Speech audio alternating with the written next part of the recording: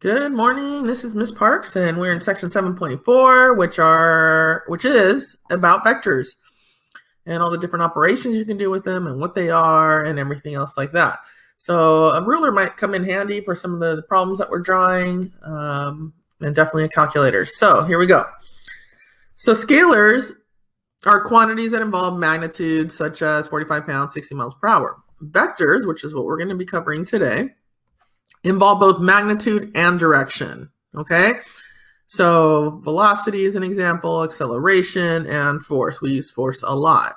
So you have to say how strong it is or how heavy it is, or there's like a actual magnitude. And those magnitudes can be in pounds or miles per hour, something like that.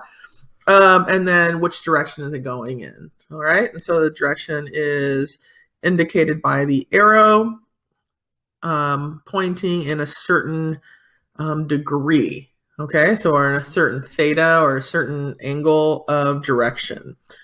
So when you're doing a vector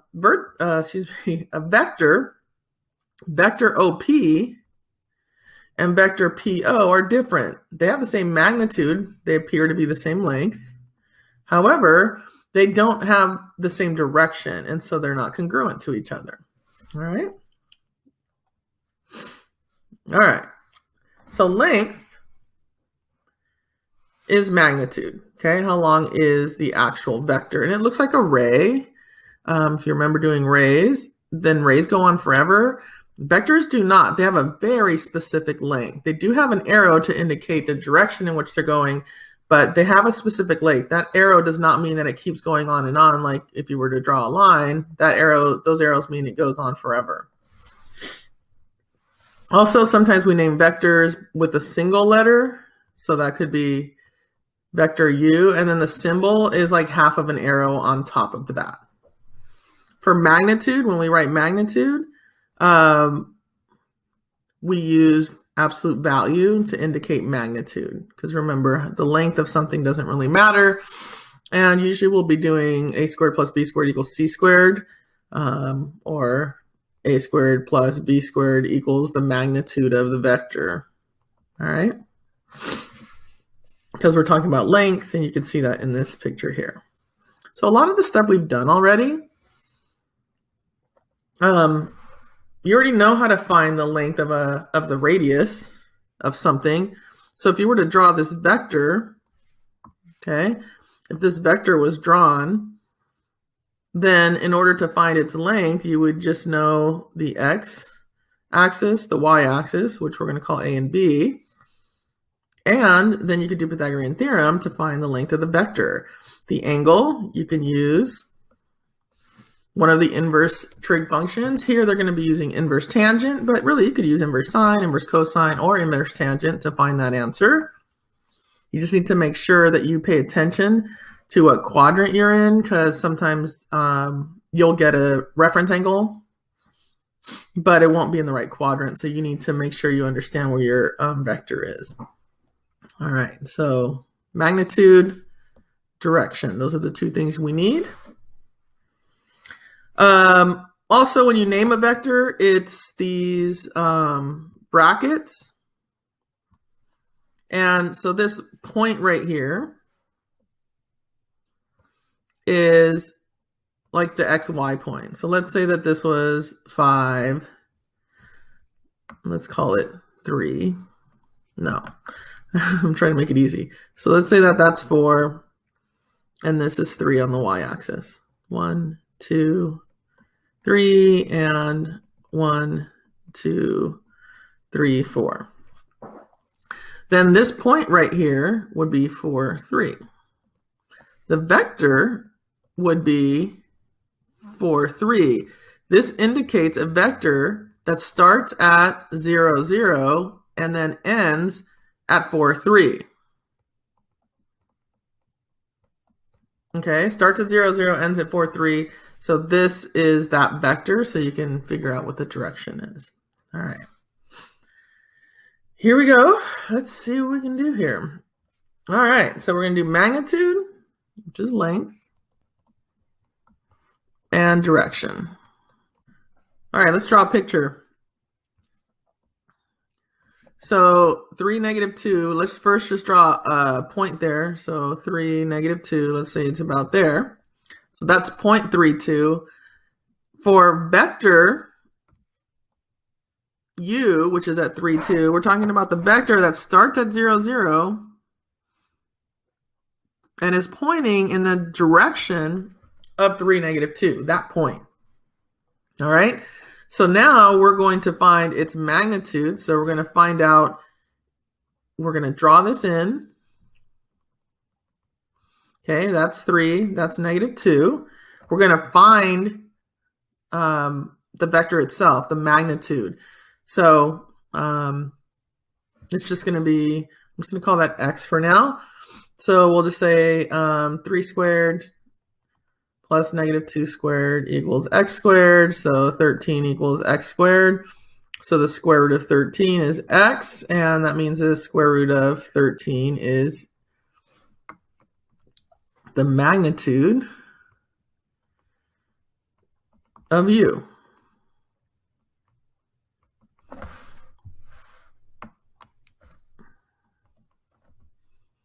And you'll see it written like this.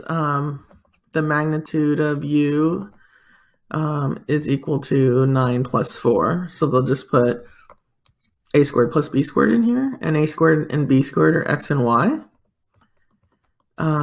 So 9 plus 4. So 13. So whichever way you want to do it is fine. You could just do Pythagorean theorem. So basically r is equal to the magnitude of u if you were remembering the radius.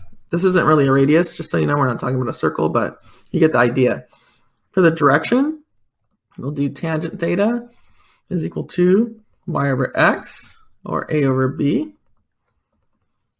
B over a, I should say, excuse me. So tangent theta is -2/3. We already know that our angle is going to be in quadrant 4. So you already know your answer needs to be about 300 and something. Okay? I mean, it could be, I guess, 280, but you can tell by the picture that it's not going to be in the 200s. All right, so we're going to do inverse tangent of both sides. That'll give you a theta of negative 33.7 degrees. And since this is 33.7, then theta will be 326.3 degrees in the fourth quadrant. So we have our two answers, magnitude and direction. Make sure you check the quadrant that you're in so that your angle makes sense, okay? 326.3 degrees for theta. All right, you guys go ahead and try the next problem, please. All right, you should have finished that one. So here we go. I'm going to draw a picture. So my picture is at -5, 4. So -5, 4 would be this vector. And vectors always have arrows. Okay, -5, 4. So the magnitude of u is equal to the square root of, you could do a squared plus b squared. So if you wanted to do 25 plus 16 equals r squared, 41 equals r squared. So this is equal to the square root of 41, or you can actually just do 25 plus 16 square root of 41. However you want to do it, that's magnitude. The direction, we already know that we're going to be in quadrant 2, so make sure that your answer is between 90 and 180. Okay, so tangent theta is equal to y over x. Inverse tangent.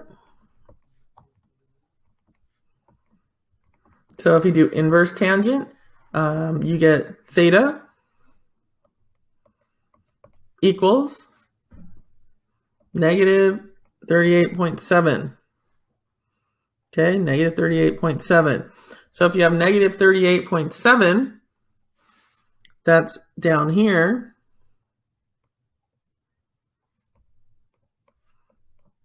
That's really your reference angle. So the reference angle would be the same thing here, 38.7. And if that's 38.7 and that's 180, then that angle is 141.3 degrees.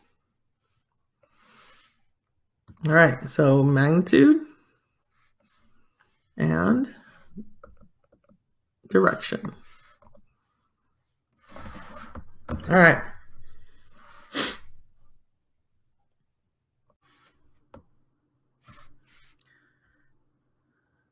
All right. So now we have something called the horizontal and the vertical component. Horizontal really is your x value. And the vertical component is your y value. They call it A and B, but they're basically your x and y. And in order to find them, you just basically find the length times cosine for x, and then the length or the magnitude of the vector times sine to get y. So it's a fairly easy thing to do. I will draw a picture just so you can see that it'll make sense once you have it drawn. I'm going to try to draw it. So the vector has a magnitude of 25. And it has a directional angle of 41.7. So if I were to draw this, and the angle is about 41.7, and this vector was 25, what they're asking us to find is the x and y value, really. Okay? We're going to write them as the vertical components of w, so we're going to come up with that answer, but you can kind of see already what numbers would make sense. So you need to make sure that your numbers make sense in this, okay? So we're going to have 25 times cosine of 41.7 for the x, and 25 times sine of 41.7 for the y. This is horizontal, and this is vertical. So you could write them separately in this case if you wanted to, but if you just multiply this out, you're going to get 18.7, 16.6. Okay, so this would be 18.7, that's 16.6. How can you check if you're right? Do Pythagorean theorem. If you do 18.7 squared plus 16.6 squared equals 25, you should have something that's pretty close to that if you want to check your answer. Go ahead and try the next one, please. Okay, trying the next one. Horizontal, it's going to be 14.5 times cosine of 220, and vertical, 14.5 times sine of 220 degrees.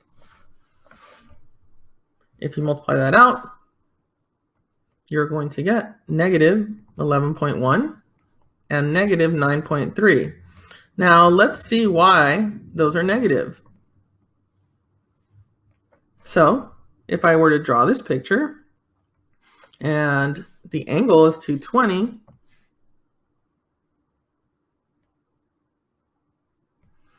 is about here. If this is 14.5, then my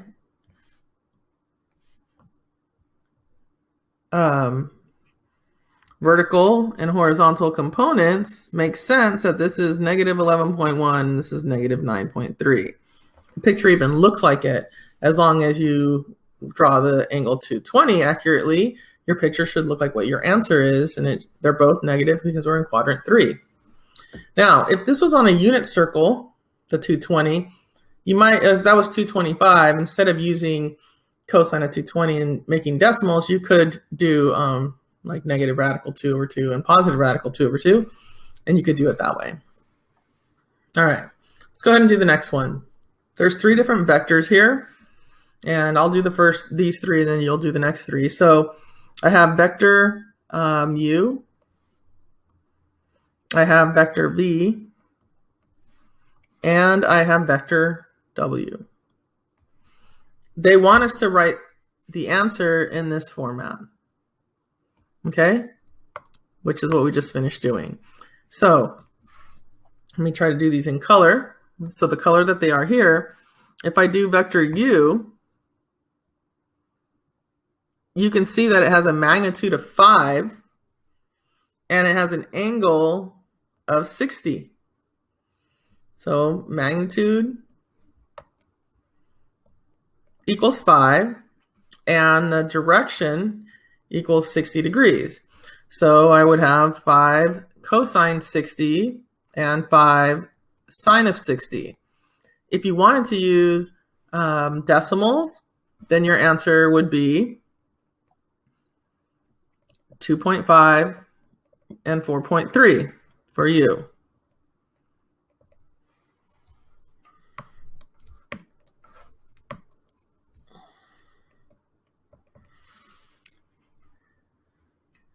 And I put magnitude for the last ones. I should have just put the vector. Okay, let me go ahead and fix this one as well. The other symbol means magnitude and how long it is, and that's not the case. All right. However, if I wanted to do here 5 times cosine of 60 and 5 times sine of 60, then I could write my answer as 5 halves and 5 radical 3 over 2. Now, if the magnitude was an even number, it would actually be easy as long as you remember those values. Of course, I think most of you are going to pick up your calculator and just multiply that in. But this is the answer for vector U. For vector V, magnitude. See if you can figure out the magnitude and direction, please. Okay, magnitude is its length. So how long is it? It's 2 units long. Direction, which way is it pointing? It's pointing at 180 degrees. This one should be easy. Okay, so it's going to be 2 times cosine of 180 and 2 times sine of 180, but you don't really even need to do that. What point is that? And hopefully you guys know that that point is -2, 0. And you don't really have to do any work. You know where that point is. That's like if this was an XY point, right? And I put a point right there. You should know what point that is at the end. All right, for W, W's in green. It's 6 units long. That's its magnitude. The direction is 280 degrees. So we're going to have 6 times cosine of 280 and 6 times sine of 280. So for vector W, that would be 1.0 and -5.9. And that should make sense, right? 1, -5.9 should make sense if that was your triangle. Same thing here. 2.5 and then 4.3 should make sense if that's your triangle. All right. So those are your 3 answers. You guys try the next 3, please.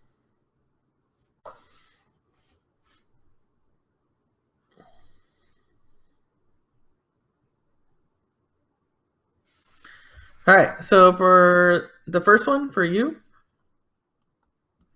you're going to have 8 cosine 135 and 8 times sine of 135. So if you're using the unit circle, this would be negative radical 2 over 2. And this would be positive radical 2 over 2. So this would be -4 radical 2 and positive 4 radical 2. That's for you. I'll put the decimals in a minute.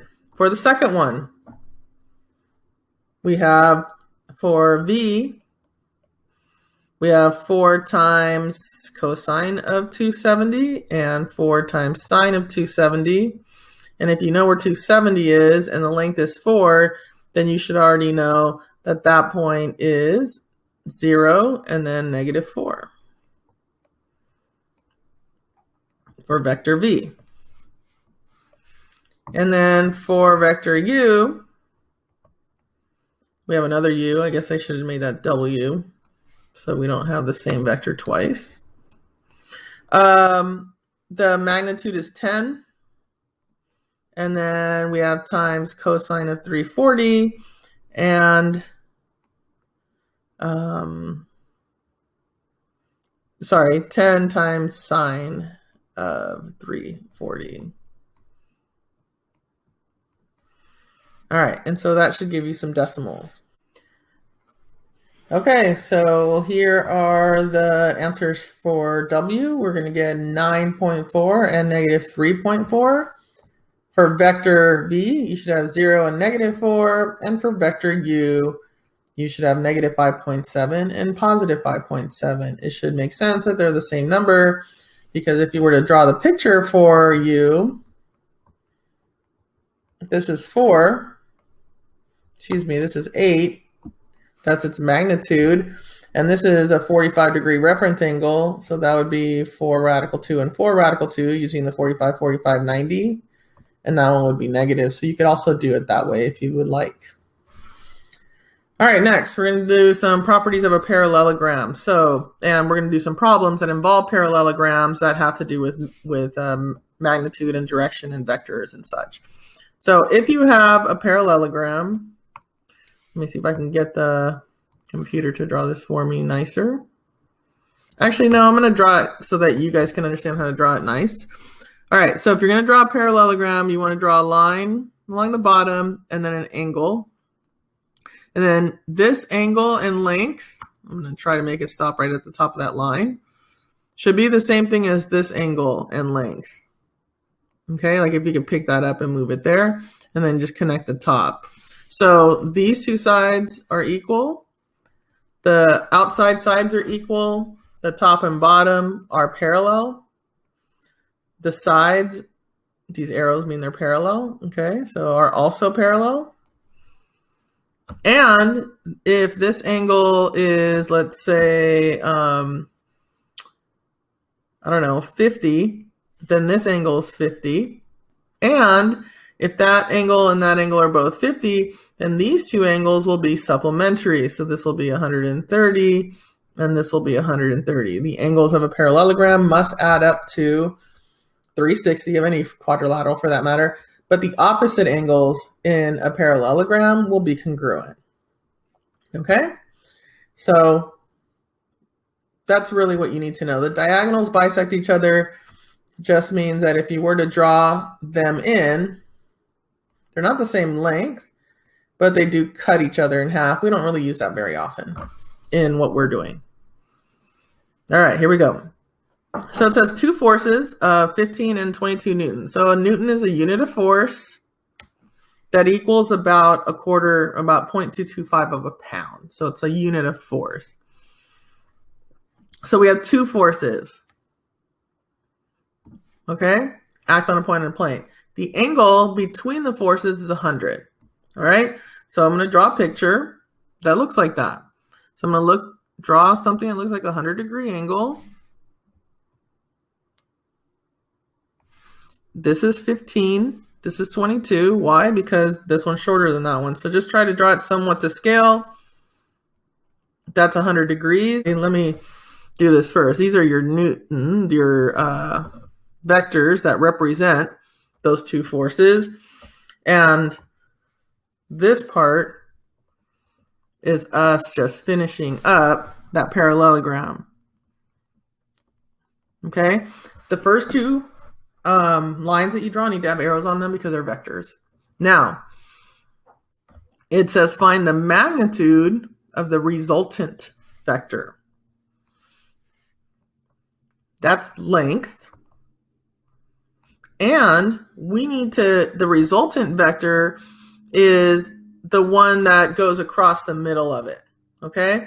So result is like if you added these two vectors together. So if I took the 22 vector and then I added at the end of it the 15 vector, then the resultant vector would be, how did I get from start to finish? That would be the resultant vector.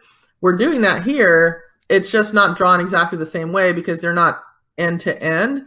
But the resultant vector is the one that starts at exactly the same place. They all start here, but ends across the diagonal. And that one has an arrow as well.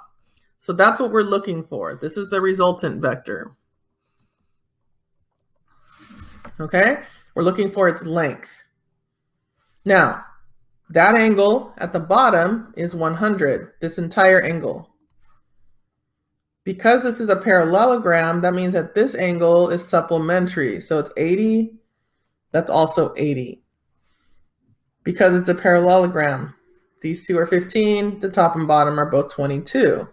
So now we're going to use either one of these two triangles. It doesn't really matter which one. Okay, so if I use this bottom triangle here, and the top one's the same, just so you know, so it doesn't really matter, then you can use, anytime you have side, an angle on the side, you can use law of cosines. Okay, so we're going to have x squared equals 15 squared plus 22 squared. You're going to do this very often. You're just going to become familiar with how to do that.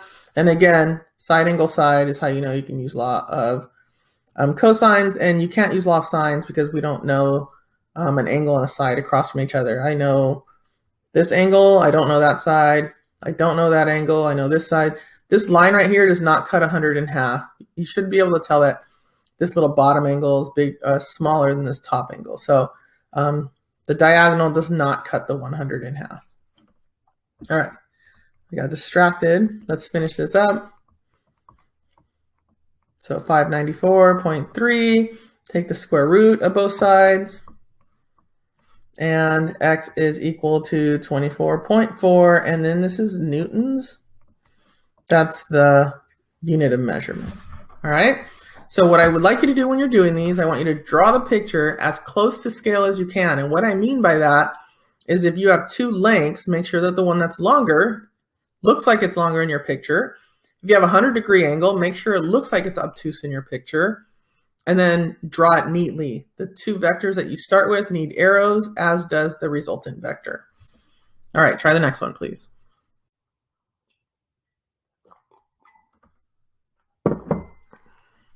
All right, here we go. So we have a 32 and a 48 Newton force. Okay, 240, 32, and 48. So the 32 is obviously shorter. Act on a point on a plane. If the angle between the forces is 76, so now the angle is not quite 90. So we have our two forces. One is 32. The other one is 48. Okay? And the angle between the forces is 76. And I'm going to copy this angle as much as I can here. And same thing here. You could draw those full if you want. And then if that's 76 at the bottom, that means that this angle is 104 here. And I'm looking for the resultant vector, which is the one that goes to the diagonal. It also has an arrow. And that's the magnitude that I'm trying to find. So that's 48. That's 32. You can use whichever triangle you want. I'm assuming you guys will probably use this one because that's what I did in the first problem. Again, that's 76. We don't know how that's split up. And so you can't use that 76 at all. You have to use the 104. You actually could figure it out if you wanted to use law of sines, law of cosines to just finish off that triangle. We're just not going to do that. It's not necessary. So hopefully you used law of cosines, 32 squared plus 48 squared. Again, you should have already finished this. Times cosine of 104. And yes, I want you to write this number down. And then take the square root of that. So you should have 63.8. And again, newtons. All right, so that covers a lot of the ones that have the parallelogram stuff in them. All right, so now we're going to be performing mathematical operations with vectors. They could be drawn as well, but there's two vectors here. We have vector, the short one, which is -2, 1, which is vector u, and we have vector v, which is 4, 3. So what they're saying here is, what if I added them together? So if I added u plus v together, I would get -2, 1, and 4, 3. And if I added those together, I would get 2, 4. Now that would be the resultant vector had I drawn this. So let's see, let me look at it and see what happens. Okay. So remember when we did the parallelograms, right? So if I were to draw a parallelogram here,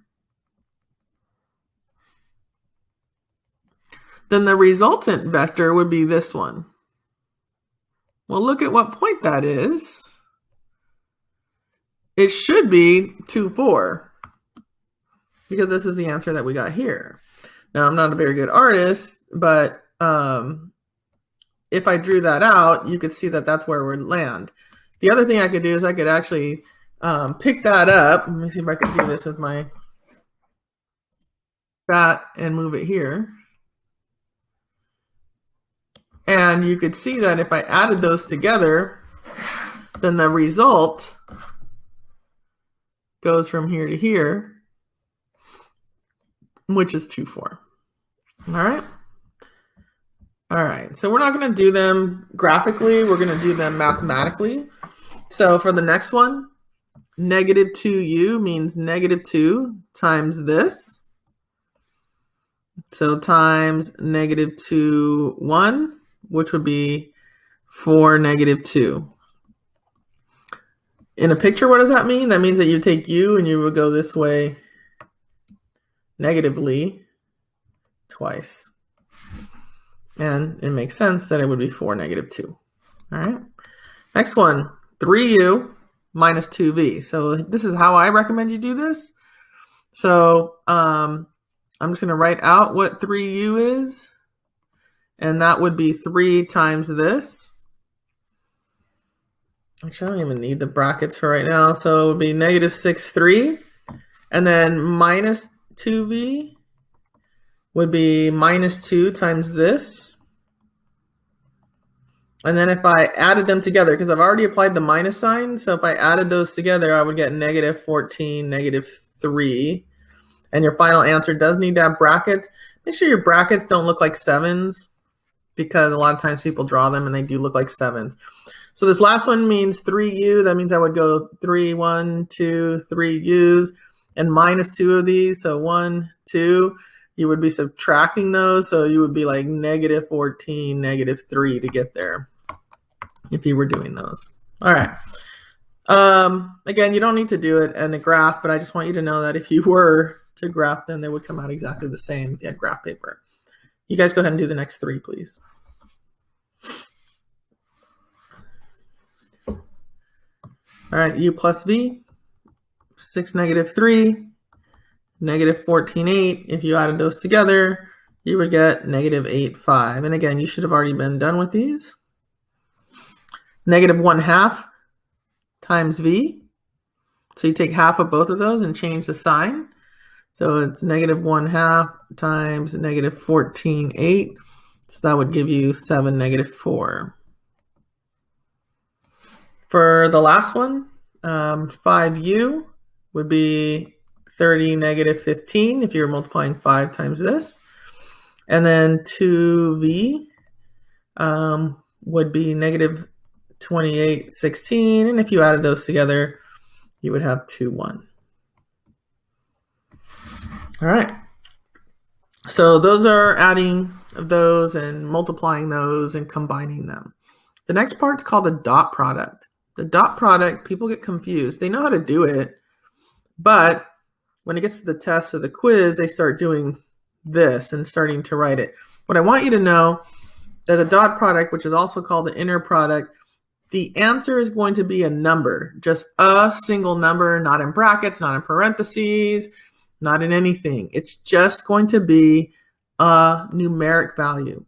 So if you have the dot product between these, and the reason we're doing this is because later on we're going to be able to find angles using the dot product.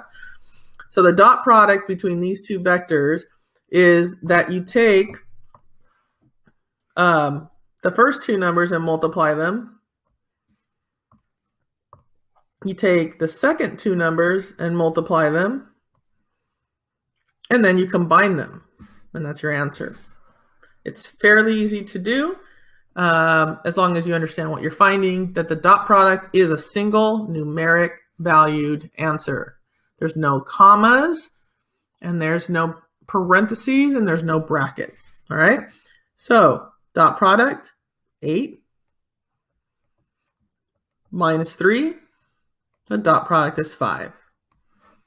Simple enough. Go ahead and try the next one. Dot product, negative 12 plus positive 12, 0.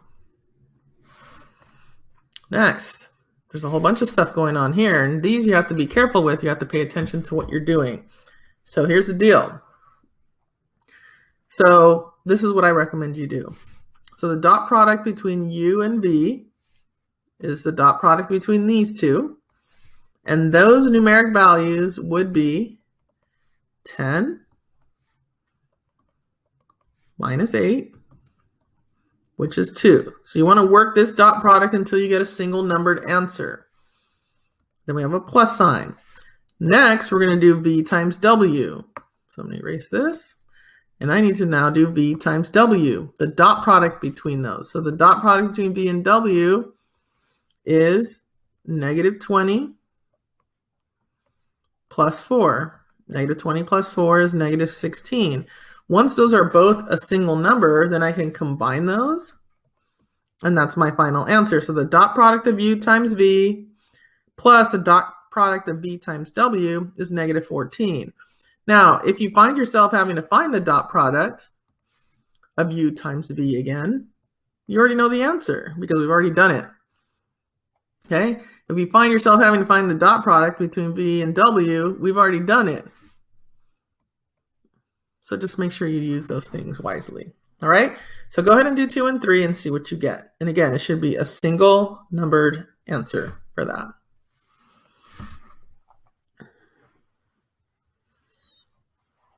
All right. For the second one, you don't want to distribute the 4. You want to do u dot w, get an answer, and then multiply the result by 4. Okay, so if I do u and w, let me erase these colors up here. U, w. So we multiply the first two together, so that's negative 50. Then we multiply the last two together, so that's minus 2. So that's 4 times negative 52. So that would be negative 208. For the next one, we've already done u dot v. The answer was 2. Now, I'm just going to go ahead and write the answer was 2. And then minus 3 times, we've already done the answer for this one here, negative 16. Forgot the 3 here, sorry. Let me write the 3. So it would be 2 plus 48, which is 50. Now, if you did the work, then this would be 10 minus 8 minus 3 times negative 20 plus 4. You don't really need to redo the work if you've already done it previously in the problem. All right, next part. The next part is used to find the angle between two different vectors.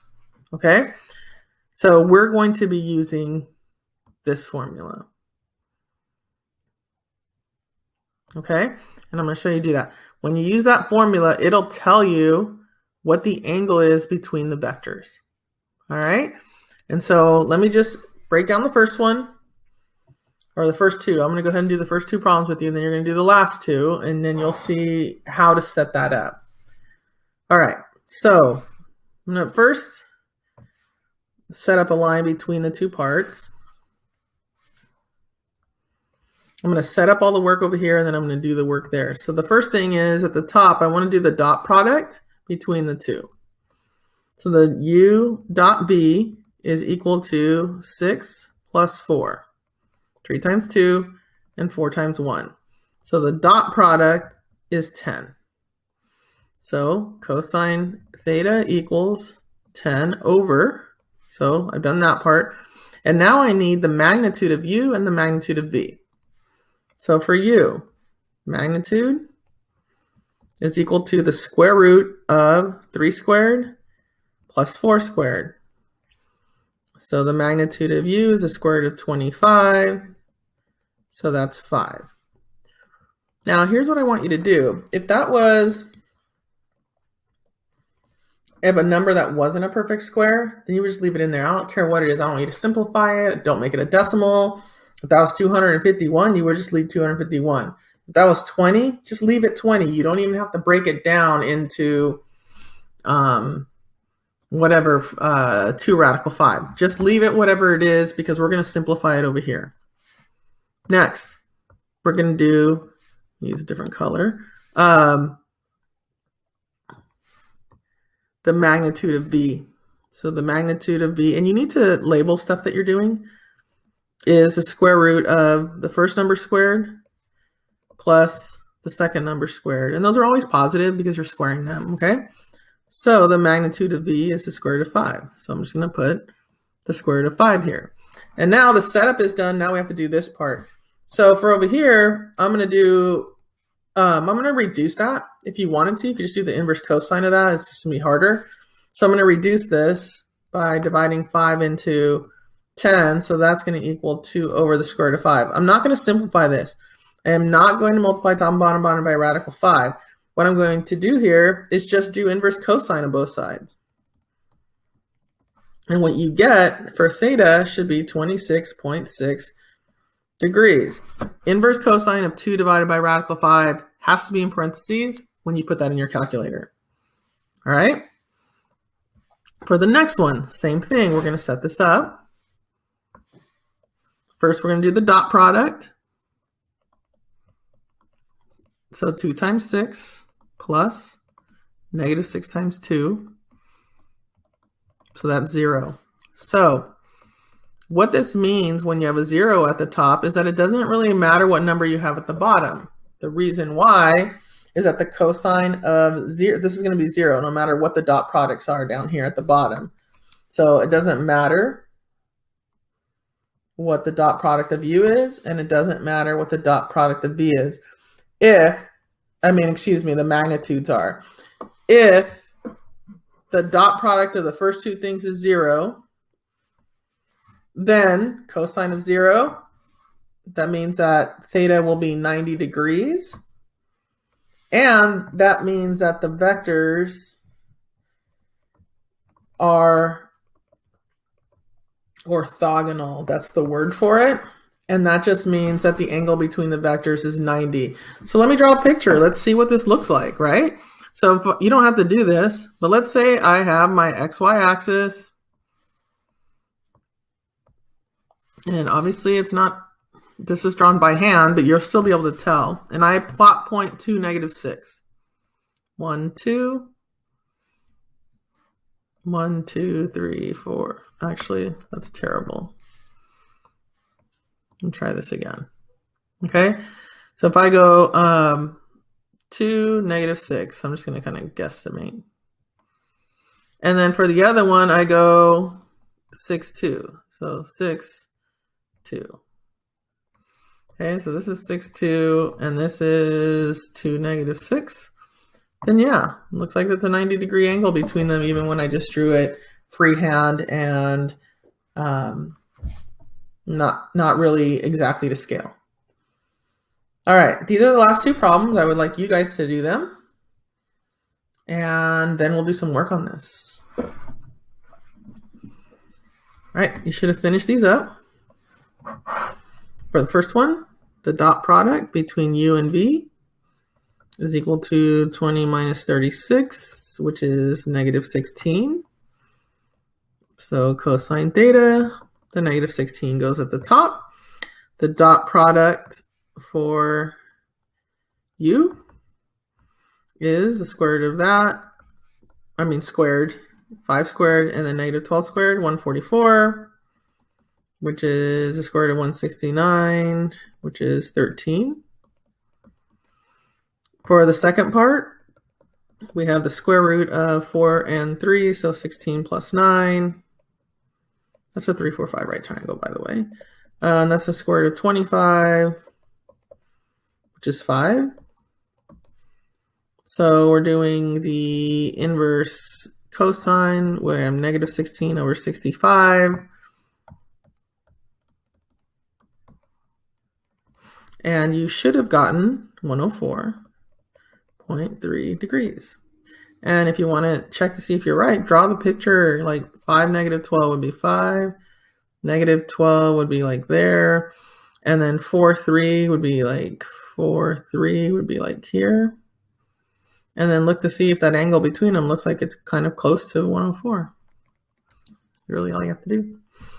All right, for the next one, the dot product is going to be 24 minus 24. The dot product is 0, so these are orthogonal vectors. And theta is equal to 90 degrees. And that's it. That covers all of 7.4 with vectors, and then we'll actually put them to work in section 7.5 doing word problems.